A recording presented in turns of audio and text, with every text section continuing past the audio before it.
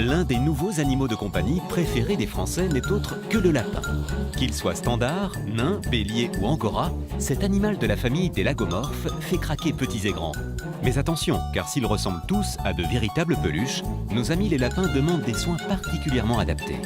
Alimentation, environnement ou entretien, nos spécialistes sont là pour vous éviter d'être des lapins crétins. Alors, 1,5 kg, ça c'est très bien. On ne connaît pas le lapin, on prend parce que c'est mignon, c'est petit. Et puis en fait, ça grandit, ça grossit, ça peut avoir son caractère, ça a besoin d'espace, ça a besoin d'une nourriture particulière. La première chose à fuir en premier lieu, ce sont les mélanges. Là où on va trouver des grains de maïs, des grains de blé, etc. Ça n'a rien à faire là, un lapin, ça mange de la fibre, ça mange des végétaux. Il faut donc vérifier que dans l'alimentation, il n'y ait que des petits cylindres verts et qu'on ait une concentration en fibres qui soit au moins égale à 16 à 18%. Une alimentation fraîche pourra également convenir. Reste à choisir les bons aliments. Comme vous pouvez le voir, il n'y a pas seulement la carotte. On donne toutes sortes de salades sauf de la laitue, du persil, du chou, des endives, on peut donner du céleri en branche, du poivron, tous les aromates. Par contre, il faut éviter le poireau et surtout jamais de pommes de terre. C'est un moment important pour moi parce que c'est là où j'arrive à voir si tout le monde mange bien, la façon dont ils mastiquent, s'ils n'ont pas des problèmes dentaires. Parce que les maladies bucco-dentaires chez le lapin, c'est quand même très fréquent.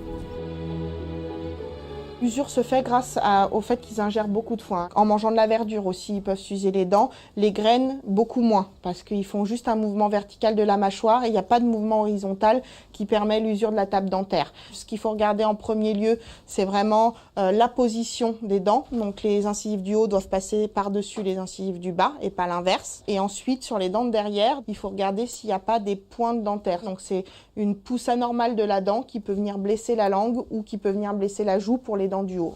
Et donc ça peut entraîner de l'anorexie, des problèmes d'abcès dentaire. Donc c'est toujours quelque chose à regarder chez le lapin en consultation. Allez mon petit loulou, on va s'occuper de tes dents. Anesthésie gazeuse. Allez, on va faire un gros dodo. On s'aperçoit ici que nous avons une dent qui a poussé avec une spicule. La spicule, c'est quand la dent ne s'use plus vraiment avec un angle satisfaisant et que ça devient une pointe. Voilà, là on a une dent qui est complètement pointue et qui pourra potentiellement provoquer à la longue un abcès. Donc tout ça, il va falloir qu'on le lime et qu'on légalise. Absolument pas douloureux. Une attention toute particulière devra être portée à l'environnement de votre petit compagnon, car le lapin est fragile et d'un naturel craintif.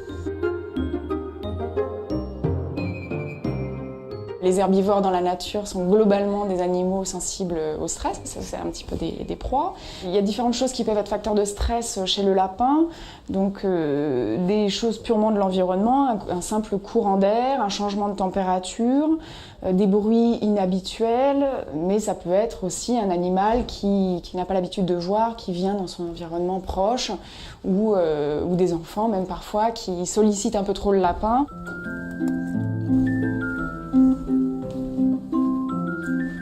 Dès son plus jeune âge, apprenez-lui à accepter d'être manipulé. Cela facilitera son entretien. Pensez également à lui couper les griffes régulièrement. Attention toutefois à bien repérer la pulpe. Il faut prendre la petite pince, faire une petite pression juste au-dessus. S'il retire sa patte, c'est qu'on est trop près de la pulpe. Si par contre la patte ne bouge pas et qu'il la retire pas, c'est qu'on est dans une zone où on peut couper, donc on peut y aller. Si on la coupe trop court, donc ça peut saigner. Donc il faut compresser s'il y a des petits saignements et c'est surtout que c'est douloureux pour le lapin.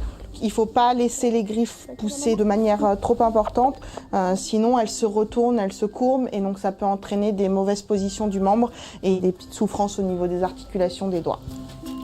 Pour terminer, n'oubliez pas de faire vacciner votre lapin contre la myxomatose, une maladie contagieuse, mortelle dans les cas les plus sérieux, et pour laquelle il n'existe encore aucun traitement.